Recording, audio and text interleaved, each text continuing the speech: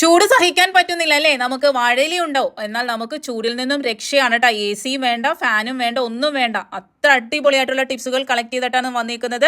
വളരെ സിമ്പിളായിട്ട് നമുക്ക് പിടിപ്പിച്ചെടുക്കാൻ പറ്റിയ വാഴ കൊണ്ട് നമുക്ക് കിടിലൻ ടിപ്സുകളാണ്. ആരും സ്കിപ്പ് ചെയ്യരുത്, പൂർണ്ണമായിട്ട് കാണുക. സിമ്പിൾ ടിപ്സ് ഈസി ലൈഫിലേക്ക് എല്ലാ കൂട്ടുകാർക്കും സ്വാഗതം. നല്ലൊരു ദിവസം നേർന്നുകൊണ്ട് നമുക്ക് നമ്മുടെ വീഡിയോയിലേക്ക് പോകാം. ആദ്യമായിട്ട് നമ്മൾ ഗ്യാസ് ലാഭിക്കാനായിട്ടും അതുപോലെ തന്നെ സമയം ലാഭിക്കാനായിട്ടും ഈ വാഴയില കൊണ്ട് നമുക്ക് എന്തൊക്കെ ചെയ്യാനായിട്ട് സാധിക്കുമെന്ന് നോക്കാം കേട്ടോ. നമുക്കിപ്പം ഇടിയപ്പം ആണെങ്കിൽ അടുത്ത ടൈം നമുക്കൊരു 10 എണ്ണമൊക്കെ ഉണ്ടാക്കാൻ അല്ലെങ്കിൽ 15 എണ്ണം ഉണ്ടാക്കാനായിട്ട് സാധിക്കും. ഇത് 20, 25, 30 നമുക്ക് അറ്റ് ടൈം നമുക്ക് ഇടിയപ്പം ഉണ്ടാക്കാനായിട്ട് സാധിക്കും. ഈ ഒരു മെത്തേഡ് ചെയ്യുമ്പോൾ ശ്രദ്ധിക്കേണ്ടത് അപ്പം തന്നെ നിങ്ങൾ അതിൻ്റെ മുകളിൽ വേറൊരു വാഴയില വെച്ചിട്ട് ചെയ്യരുത്. ഒരു 2 മിനിറ്റ് ഒന്ന് ആവി കൊണ്ടതിന് ശേഷം മാത്രം അതിൻ്റെ മുകളിലേക്ക് അടുത്ത വാഴയില വെച്ച് കൊടുക്കുക കേട്ടോ. അങ്ങനെ നമുക്ക് എത്ര ആവശ്യമാണോ അത്രയും നമുക്ക് ഇപ്പം ഞാനൊരു 30 ഇടിയപ്പം ഞാനിവിടെ അടുത്ത ടൈം ഉണ്ടാക്കിയിട്ടുണ്ട്. നമുക്ക് അത്രയും മതി. ഒരു സമയം തന്നെ നമുക്ക് ഗ്യാസും സമയവും ഒരുപോലെ ലാഭിക്കാനായിട്ട് സാധിക്കുന്നതാണ്. ഇതുപോലെ പല കാര്യങ്ങളും നമ്മൾ ചിന്തിച്ചാൽ നമുക്ക് ലാഭിക്കാനും നമുക്ക് പല കാര്യങ്ങളും ചെയ്യാൻ സാധിക്കും. പക്ഷെ ആരും ചിന്തിക്കാത്തത് കൊണ്ടാണ്. കണ്ടില്ലേ, നല്ല പെർഫെക്റ്റ് ആയിട്ട് തന്നെ കിട്ടിയിട്ടുണ്ട്. നമ്മൾ ശ്രദ്ധിക്കേണ്ടത് ആ ഒരു 2 മിനിറ്റ് കഴിഞ്ഞിട്ട് അടുത്ത ഇടിയപ്പം അതിൻ്റെ മുകളിലേക്ക് വെച്ച് കൊടുക്കാവുള്ളൂ, ഇല്ലെങ്കിൽ അമുങ്ങിപ്പോകും.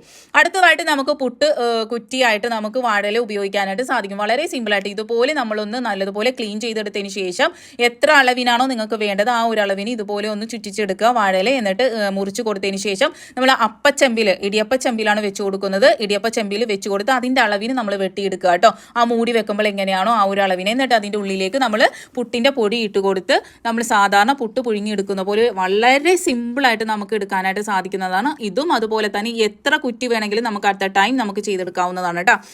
അടുത്തതായിട്ട് സഡൻ നമുക്കൊരു പാത്രം ഇപ്പം തോരനോ എന്തെങ്കിലും കറികൾ അല്ലെങ്കിൽ നമ്മളിപ്പോൾ ഗസ്റ്റിനെയൊക്കെ വിളിക്കുമ്പോൾ നല്ല ഭംഗിക്ക് നമുക്ക് ഡെക്കറേറ്റ് ചെയ്ത് കൊടുക്കുക. അല്ലെങ്കിൽ നമ്മളിപ്പോൾ പുറത്തൊക്കെ ഔട്ടിങ്ങിനൊക്കെ പോകുമ്പോൾ ഈ പ്ലാസ്റ്റിക് സാധനങ്ങൾ പ്ലാസ്റ്റിക്കിൻ്റെ പാത്രങ്ങൾ ഉപയോഗിക്കാതെ ഇതുപോലെ നമ്മൾ വാഴയില ഇതിന് മുമ്പുള്ള ഒരു വീഡിയോയിൽ ഞാൻ കാണിച്ചു തന്നിട്ടുണ്ട് പ്ലേറ്റ് ഉണ്ടാക്കുന്നത് കേട്ടോ. ഇത് നമുക്ക് കുറച്ച് കറിയൊക്കെ നമുക്ക് വിളമ്പാൻ പറ്റുന്ന രീതിയിലാണ് കേട്ടോ. നമ്മൾ ഈ ഒരു ഷേപ്പിന് നമ്മൾ ഈ ഒരു വാഴയില വെട്ടിയെടുക്കുന്നുണ്ട്. എന്നിട്ട് ഒരു ഗ്ലാസ്, ഇതിപ്പോൾ പേപ്പർ ഗ്ലാസ് ആണെങ്കിലും നിങ്ങൾ വെച്ച് കൊടുത്താൽ മതി. ഇതിപ്പം വീട്ടിലായതുകൊണ്ടാണ് ഈ ഒരു ഗ്ലാസ് വെച്ച് കൊടുത്തേക്കുന്നത്.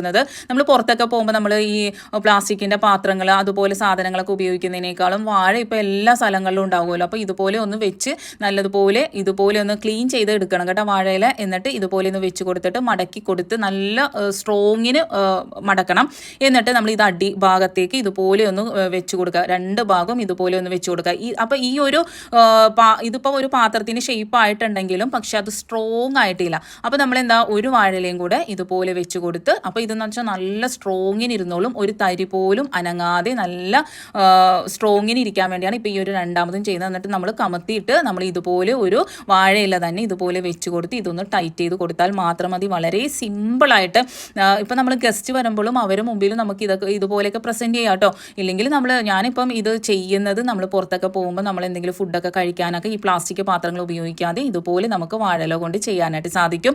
ഇതുപോലെ തന്നെ നമുക്ക് ടിഫിൻ ബോക്സ് പോലെ ആ ഒരു ഷേപ്പിന് നമുക്ക് എടുക്കാനായിട്ട് സാധിക്കും. അങ്ങനെ ഇപ്പോൾ കുട്ടികളൊക്കെ പുറത്ത് പോകുന്ന കുട്ടികളൊക്കെ ആണെങ്കിൽ അവർക്ക് വാഴയില പൊതിച്ചോറായിട്ടല്ല നമ്മൾ ടിഫിൻ പോലെ തന്നെ നമുക്ക് പൊതിഞ്ഞെടുക്കാനായിട്ട് സാധിക്കും. അതുപോലെ വാഴ എന്ന് പറഞ്ഞു കഴിഞ്ഞാൽ വളരെ ഉപകാരപ്രദമാണ് കേട്ടോ. വളരെ സിമ്പിളായിട്ട് നമുക്ക് വീട്ടിൽ പിടിപ്പിച്ചെടുക്കാൻ പറ്റിയ ഒരു സാധനമാണ്. ചട്ടിയിലോ അല്ലെങ്കിൽ ചാക്കിലോ ഒക്കെ പിടിപ്പിച്ച്, അത് പഴം മാത്രമല്ല നമുക്കത് യൂസ്, നമ്മൾ പിണ്ടി ആകട്ടെ അതിൻ്റെ ഓരോ ഭാഗങ്ങളും ഞാൻ ഇതിനു മുമ്പ് 2-3 വീഡിയോ ഒക്കെ ഞാൻ വാഴനെ കുറിച്ചൊക്കെ ചെയ്തിട്ടുണ്ട്. അതുകൊണ്ട് തന്നെ ഇതിൽ ഞാൻ ആ ഒരു ടിപ്സ് ഒന്നും കാണിച്ചു തന്നിട്ടില്ല. അതുപോലെ നമുക്ക് യൂസ്ഫുൾ ഒരു സാധനം ഒരു വാഴയെങ്കിലും ഒരു വീട്ടിലുണ്ടായിരിക്കണം കേട്ടോ.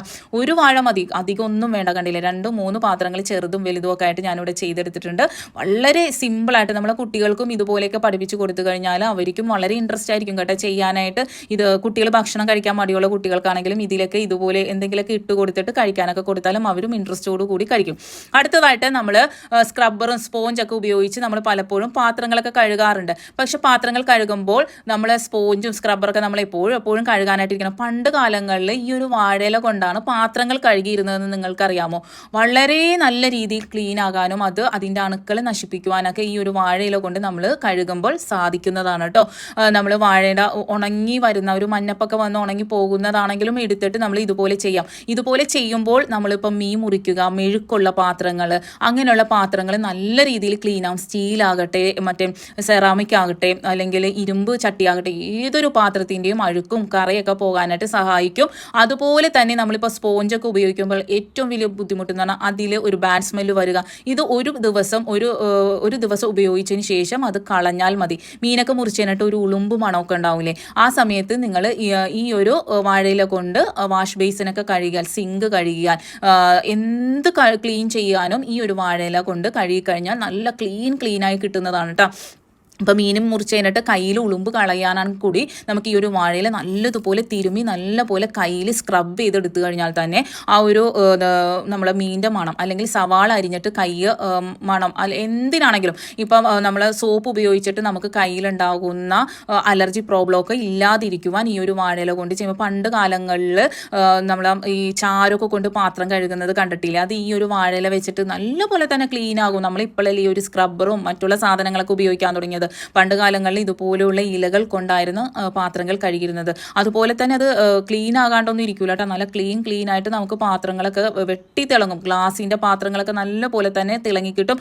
അതുപോലെ നമുക്ക് ഈ ഒരു സ്ക്രബ്ബറും ഇതൊക്കെ കഴുകി എടുക്കുന്ന ബുദ്ധിമുട്ടൊന്നുമില്ല. നമ്മൾ ആ ഒരു വാഴയില കളഞ്ഞാൽ മാത്രം മതി, ഉപയോഗിച്ച് കഴിഞ്ഞിട്ട് നമുക്കത് കളയാവുന്നതാണ് കേട്ടോ. അപ്പോൾ ചെയ്ത് നോക്കണം മസ്റ്റായിട്ട്. അടുത്തതായിട്ട് നമുക്കൊരു ചൂട് സഹിക്കാൻ പറ്റാത്ത കാലം. ഇതിപ്പം ഒരു ടിപ്പാണ് ഞാനിപ്പോൾ കാണിച്ചു തന്നത്. അവസാനം ഞാൻ അടിപൊളി ഒരു ടിപ്പും കൂടെ ഷെയർ ചെയ്യുന്നുണ്ട് കേട്ടോ. അപ്പോൾ ആരും സ്കിപ്പ് ചെയ്യരുത്, കാണണം. ഇതുകൊണ്ടൊരു വിഷറി ഉണ്ടാക്കി കഴിഞ്ഞാൽ നമ്മളിപ്പോൾ കറണ്ട് പോയാൽ അല്ലെങ്കിൽ ചൂട് എടുക്കുമ്പോൾ നമ്മൾ എന്തെങ്കിലും ഒരു ബുക്ക് കൊണ്ടൊക്കെ വീശുമ്പം നമ്മളെ കൈ ഭയങ്കരമായിട്ട് വേദന എടുക്കും അല്ലേ. പക്ഷേ ഇതുപോലെ വാഴ കൊണ്ട് നമ്മൾ വിഷറി ഉണ്ടാക്കി നമ്മൾ വീശിക്കഴിഞ്ഞാൽ നമ്മളെ കൈക്ക് ഒട്ടും എഫേർട്ട് ഉണ്ടാവില്ല, വേദന എടുക്കില്ല കേട്ടോ. നല്ല പോലെ തന്നെ കാറ്റും കിട്ടും. അതുപോലെ തന്നെ നമ്മൾ നോൺ സ്റ്റിക്ക് പാത്രങ്ങൾ എത്രത്തോളം അവോയ്ഡ് ചെയ്യുന്നു അത്രയും നല്ല നമ്മളെ ഹെൽത്തിന്. അപ്പോൾ നമ്മൾ ഇപ്പോൾ നോൺ സ്റ്റിക്കിൽ നമ്മൾ ഏറ്റവും കൂടുതൽ നോൺ സ്റ്റിക്ക് ഉപയോഗിക്കാൻ കാര്യം എന്താണ്, അതിൽ നമ്മളെ മസാലകൾ പിടിച്ച് പോവില്ല. അപ്പോൾ മറ്റുള്ള ഇരുമ്പ് ചട്ടിയാട്ടെ വേറെ എന്തെങ്കിലും ചട്ടിയാണെങ്കിൽ നമ്മളിപ്പോൾ ചിക്കനൊക്കെ ഫ്രൈ ചെയ്യുമ്പം അതിൻ്റെ പകുതി മസാല ആ ഒരു പാനിൽ പോയി പിടിച്ചിരിക്കും. അപ്പോൾ നമ്മൾ ആ ഒരു ഫ്രൈയുടെ ആ ഒരു പെർഫെക്റ്റ് ആയിട്ടുള്ളൊരു ടേസ്റ്റ് നമുക്ക് കിട്ടൂല, പെർഫെക്റ്റ് ആവില്ല. അപ്പോൾ അതുകൊണ്ടാണ് നമ്മളെല്ലാവരും നോൺ സ്റ്റിക്ക് ആശ്രയിക്കുന്നത്. പക്ഷേ ഹെൽത്തിന് വളരെ വളരെ വളരെ ദോഷകരമായിട്ടുള്ള ഒരു സാധനമാണ് നോൺ സ്റ്റിക്ക്. അപ്പോൾ നമുക്ക് നോൺ സ്റ്റിക്ക് പാത്രങ്ങൾ പരമാവധി അവോയ്ഡ് ചെയ്യാനായിട്ട് നമുക്ക് ഈ ഒരു വാഴയില സഹായിക്കും കേട്ടോ. അതുപോലെ തന്നെ ഓയിൽ വളരെ കുറച്ച് മാത്രം നമ്മൾ ഉപയോഗിച്ചാൽ മാത്രം മതി. മറ്റു പാത്രങ്ങളിൽ ഉപയോഗിക്കുന്നതിൻ്റെ ഒരു ഭാഗം മാത്രം നമ്മൾ ഇതുപോലെ ഫ്രൈ ചെയ്യുമ്പോൾ ഉപയോഗിച്ചാൽ മാത്രം മതി കേട്ടോ. നമ്മളപ്പം ആ ഒരു ഏതൊരു പാത്രം, ഇപ്പം ഏത് പാത്രം, നമ്മൾ മൺപാത്രത്തിൽ പോലും നമുക്ക് മീനൊക്കെ ഫ്രൈ ചെയ്തെടുക്കാൻ ഈ ഒരു വാഴയിലുണ്ടെങ്കിൽ സാധിക്കും. മൺപാത്രത്തിൽ മീൻ ഫ്രൈ ചെയ്യാന്ന് പറഞ്ഞാൽ അത് പിടിക്കുമെന്ന് തോന്നൂലേ, പക്ഷേ ഇല്ല, നിങ്ങൾ ചെയ്ത് നോക്കൂ. വാഴയിൽ ഇതുപോലെ വെച്ച് കൊടുത്തു എണ്ണ ഒഴിച്ച്, ഞാനിപ്പോൾ ഇവിടെ ചിക്കനാണ് ഇട്ട് കൊടുക്കുന്നത്. എന്നിട്ട് നമ്മൾ സാധാരണ പൊരിക്കുന്ന പോലെ തന്നെ പൊരിച്ചെടുത്താൽ മതി. നല്ല ടേസ്റ്റും ഉണ്ടാവും, ഹെൽത്തിനും വളരെ നല്ലതാണ്. ഇതുപോലെ തന്നെ നമ്മളിപ്പോൾ ബിരിയാണിയൊക്കെ ദം ഇടൂലേ, അപ്പോൾ ദം ഇടുമ്പം അടിഭാഗം അടി പിടിക്കാതിരിക്കുവാനും അതുപോലെ തന്നെ ടേസ്റ്റ് കൂട്ടുവാനായിട്ടും ആദ്യം വാഴയില അടിഭാഗത്ത് വെച്ച് കൊടുക്കുക. എന്നിട്ട് നമ്മൾ മസാല ഇട്ട് കൊടുക്കുക. എന്നിട്ട് റൈസ് ഇട്ട് സാധാരണ ദമ്മിടുന്ന പോലെ ഒന്ന് ഇട്ട് നോക്കിക്കേ, ബിരിയാണി വേറെ ലെവൽ ടേസ്റ്റ് ആയിരിക്കും കേട്ടോ.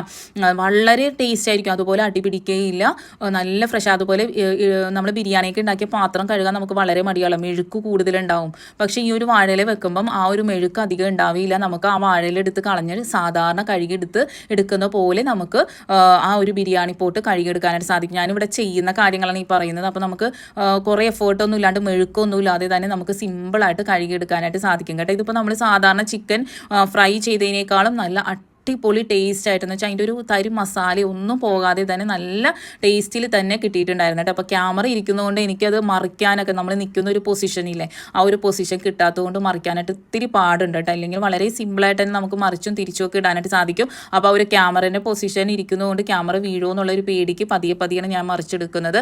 അപ്പോൾ ഇതുപോലെയൊക്കെ ഒന്ന് ചെയ്ത് നോക്കാം. വാഴ എന്തായാലും മസ്റ്റായിട്ട് ഇന്ന് തന്നെ പോയി ഒരെണ്ണം വാങ്ങി വീട്ടിൽ വെക്കുക. അത്രയേ ഉള്ളൂ. ഈ ചൂട് സമയത്ത് ഏറ്റവും ഉപകാരപ്രദമായ ഒരു സാധനമാണ് വാഴ. അത് അവസാനം നിങ്ങൾക്ക് മനസ്സിലാവുന്നതാണ്. കണ്ടില്ല, ഒരു തരി പോലും അടി പിടിക്കുകയോ അതിൽ ഒന്നും വരാതെ തന്നെ നല്ല ക്ലീൻ ആയിട്ട് ചട്ടി ഇരിക്കുന്നുണ്ട്.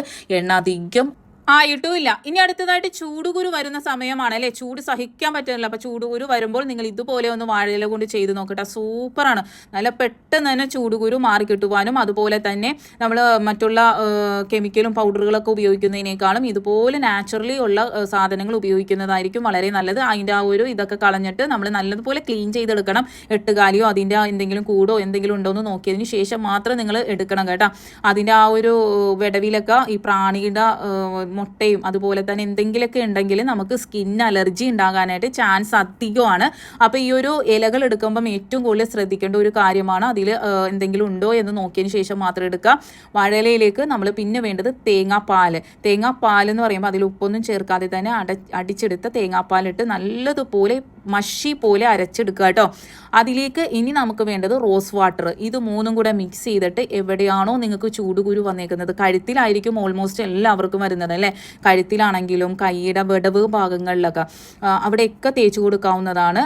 തേച്ച് കൊടുത്ത് ഒരു 10-15 മിനിറ്റ് വെച്ച് ഭയങ്കരമായിട്ട് ഡ്രൈ ആക്കരുത് കേട്ടോ. ഭയങ്കരമായിട്ട് ഡ്രൈ ആക്കാതെ തന്നെ നേരിയതായിട്ട് ഡ്രൈ ആയി വരുമ്പോഴത്തേക്കും കുളിക്കുന്നതിന് മുമ്പ് ചെയ്താൽ നല്ലത്. എന്നിട്ട് കുളിച്ചിറങ്ങുകയാണെങ്കിൽ സൂപ്പറായിട്ട് ഒറ്റ പ്രാവശ്യം ചെയ്യുമ്പോൾ തന്നെ നല്ല റിസൾട്ട് തന്നെ കിട്ടുന്നതാണ്. അപ്പോൾ നിങ്ങൾ ഈ പൗഡർ ഒന്നും ഉപയോഗിക്കേണ്ട കാര്യമില്ല. ഇത് 1-2 പ്രാവശ്യം നമ്മൾ സ്കിന്നിൽ ചെയ്ത് കഴിയുമ്പോഴത്തേക്കും നമുക്ക് ആ ഒരു ചൂടുകുരു വരുന്ന ആ ഒരു ബുദ്ധിമുട്ടില്ലേ അത് മാറി കിട്ടുന്നതാണ്. നമ്മളിപ്പം ഒരു പ്രാവശ്യം ചൂടുകുരു വന്നു, അപ്പോൾ നമ്മൾ ഇത് ഒരു പ്രാവശ്യം തേച്ച് അത് മാറിയ പിന്നെ അത് നിർത്തരുത്. ഒരു 3 ദിവസമെങ്കിലും അടുപ്പിച്ച് ചെയ്താൽ മാത്രം മതി. സൂപ്പറാണ് കേട്ടോ. അടുത്തതായിട്ട് നമ്മൾ ശരീരം നല്ല തണുത്തിരിക്കാനായിട്ട് ചൂടുകുരു വരാതിരിക്കുവാനും ഒക്കെ ഇതുപോലെ ഒന്ന് ചെയ്ത് നോക്കട്ടെ. വാഴയിൽ ഇതുപോലെ ഒന്ന് ചെറുതായിട്ട് അരിഞ്ഞിട്ട് കൊടുക്കുക. നേരത്തെ പറഞ്ഞ പോലെ തന്നെ പ്രാണികളൊന്നും ഇല്ലാതെ തന്നെ നല്ലതുപോലെ തന്നെ ക്ലീൻ ചെയ്തെടുക്കണം. എന്നിട്ട് കുറച്ച് വെള്ളമൊഴിച്ച് ഒന്ന് ചതച്ചതിന് ശേഷം വെള്ളമൊഴിച്ച് കൊടുത്ത് നല്ലതുപോലെ അടിച്ച് അതിൻ്റെ നീരെടുക്കുക. ഇതെല്ലാ ദിവസവും നിങ്ങൾക്ക് ചെയ്യാവുന്നതാണ്. ഇനി സ്കിൻ അലർജി എന്തെങ്കിലും വരുന്നവരാണെങ്കിൽ ഒന്ന് ടെസ്റ്റ് ചെയ്തതിന് മാത്രം ചെയ്യുക കേട്ടോ. എന്നിട്ട് നമ്മൾ കുളിക്കുന്ന വെള്ളത്തിലേക്ക് ഒഴിച്ചു കൊടുത്ത് ഒരു 10 മിനിറ്റ് ആ വെള്ളത്തിൽ ഒഴിച്ചു വെച്ചതിന് ശേഷം ഈ ഒരു വെള്ളത്തിൽ നിങ്ങളൊന്ന് കുളിച്ചു നോക്കൂ. നിങ്ങൾക്ക് ചൂടിൻ്റെ ഒരു അസ്വസ്ഥതയോ ശരീരത്തിൽ കൂടുതലായിട്ട് വേർപ്പോ ഭയങ്കര നമുക്ക് ചൂടിനോ ഒരു ബുദ്ധിമുട്ടില്ലേ, ആ ഒരു ബുദ്ധിമുട്ടൊന്നും ഉണ്ടെങ്കിൽ നമ്മുടെ ശരീരം നല്ലപോലെ തണുത്ത് നല്ലപോലെ തന്നെ ഇരിക്കുവാനായിട്ട് ഈ ഒരു വെള്ളം കൊണ്ട് കുളിക്കുന്നതുകൊണ്ട് സഹായിക്കും. അപ്പോൾ താങ്ക്സ് ഫോർ വാച്ചിങ്. ഇതുപോലെ തന്നെ നിങ്ങൾ തുടർന്ന് സപ്പോർട്ട് ചെയ്യണം കേട്ടോ. അപ്പോൾ thanks for watching. Next time നല്ലൊരു വീഡിയോയുമായി വരാം.